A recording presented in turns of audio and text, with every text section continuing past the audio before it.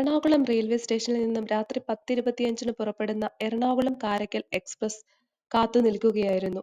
തഞ്ചാവൂരാണ് ലക്ഷ്യം. 295 രൂപയാണ് സ്ലീപ്പറിന് യാത്രാനിരക്ക്.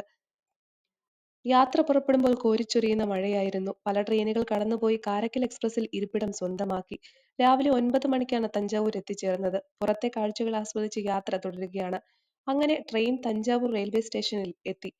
എവിടെ താമസിക്കുമെന്ന ചോദ്യം ആദ്യമുണ്ടായിരുന്നെങ്കിലും പിന്നീട് റെയിൽവേ സ്റ്റേഷന്റെ റൂമിൽ താമസിക്കാമെന്ന് തീരുമാനിച്ചു. 750 രൂപയാണ് AC റൂമിന്റെ ചാർജ്. 1.5 കിലോമീറ്റർ അകലെയാണ് റെയിൽവേ സ്റ്റേഷനിൽ നിന്നും തഞ്ചാവൂർ പെരിയ കോവിലുള്ളത്. ഇൻസ്റ്റാഗ്രാമിൽ ധാരാളം റീൽസൊക്കെ കണ്ടിട്ടുണ്ടെങ്കിലും പെട്ടെന്നുള്ള യാത്രയായതിനാൽ സാരി ഒന്നും എടുത്തില്ല. പക്ഷേ ഒരു കറുത്ത ബ്ലൗസ് കയ്യിൽ കരുതിയിരുന്നു. സാരി വാങ്ങാമല്ലോ, ബ്ലൗസ് അങ്ങനെ കിട്ടില്ലല്ലോ എന്ന് കരുതിയിരുന്നു. എന്തായാലും എത്തിയപ്പോൾ സാരി ഉടുക്കാൻ മോഹം. അങ്ങനെ രാംരാജിൽ നിന്നും ഒരു സാരി വാങ്ങിയുടുത്ത് ക്ഷേത്രത്തിലേക്ക് പോകാൻ ഓട്ടോയിൽ കയറി. ആദ്യ കാഴ്ചയിൽ മനം മയക്കുന്ന രാജകീയ സൗന്ദര്യമുള്ള ഒരു മനോഹര കാഴ്ചയാണ് തഞ്ചാവൂർ പെരിയ കോവിൽ.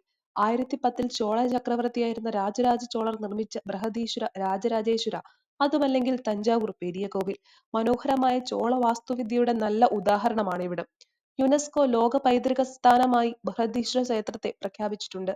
രാജരാജേശ്വര ചോളൻ പണി കഴിപ്പിച്ചതിനാൽ ഇവിടുത്തെ പ്രതിഷ്ഠിച്ചിരിക്കുന്ന ശിവന് രാജരാജേശ്വരൻ എന്നും ക്ഷേത്രത്തിന് രാജരാജേശ്വര ക്ഷേത്രം എന്നും പേര് ലഭിച്ചു. 17-19 നൂറ്റാണ്ടിലെ മറാഠ സാമ്രാജ്യകാലത്ത് ഈ ക്ഷേത്രം ബൃഹദേശ്വര എന്ന പേരിൽ അറിയപ്പെട്ടു തുടങ്ങി. അവിടെ കുറച്ചു സമയം ചെലവഴിച്ചു. കുറച്ച് ചിത്രങ്ങളൊക്കെ എടുത്തു. റീൽസിനുള്ളതൊന്നും മറന്നിട്ടുമില്ല. ചുറ്റുമൊക്കെ ഒന്ന് കറങ്ങി നടന്നതിന് ശേഷം തിരിച്ചു പോകാമെന്ന് തീരുമാനിച്ചു. അങ്ങനെ പുറത്തിറങ്ങി ഓട്ടോയിൽ കയറി. അങ്ങനെ ചായയും പലതരം കടികളും വാങ്ങി. രുചികൾക്ക് ചെറിയ വ്യത്യാസമുണ്ടായിരുന്നെങ്കിലും അത്യാവശ്യം നല്ലത് തന്നെയായിരുന്നു.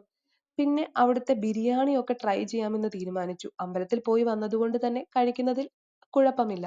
അങ്ങനെ അതും ട്രൈ ചെയ്തു. എങ്കിലും നാട്ടിലെ രുചിയാണ് നമുക്ക് ഇഷ്ടമെന്നതുകൊണ്ട് എനിക്ക് അത് തന്നെയാണ് ഏറ്റവും പ്രിയപ്പെട്ടത്. അങ്ങനെ നല്ലൊരു യാത്രയ്ക്ക് ശേഷം വൈകുന്നേരം 6:25-ഓടെ നമ്മൾ എറണാകുളത്തേക്ക് തിരികെ പുറപ്പെട്ടു.